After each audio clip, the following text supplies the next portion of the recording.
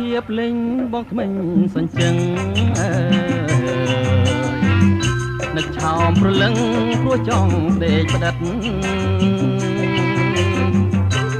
មិនបានខ្លួនប្រានបានយកតែចិត្តបានត្រឹមលិខិតចិត្តអន់ទាំងសាបងហុចសម្បត្តិស្ទើរផុនដង្ហើមបែងដងចាប់ផ្ដើមសួរខ្លួនឯងថាបើគេមិនស្និទ្ធគួរកិនយ៉ាងណា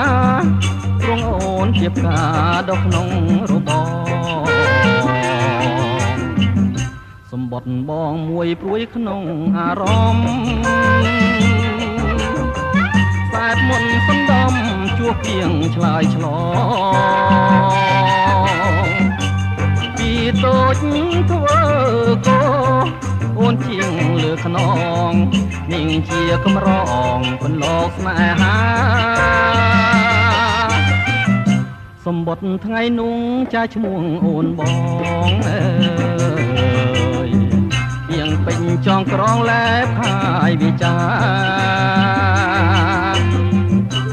បងលូនលន់តួសូមពៀនមេត្តាសូមចិត្តបុប្ផាប្រណីបងអ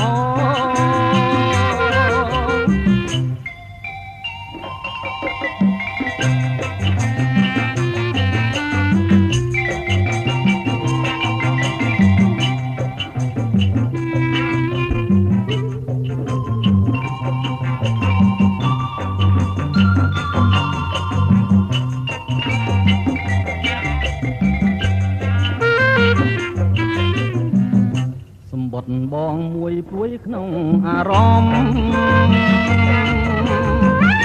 សែតមុនសណ្ដំជួបពីងឆ្លើយឆ្លងពីតូចធ្វើកោ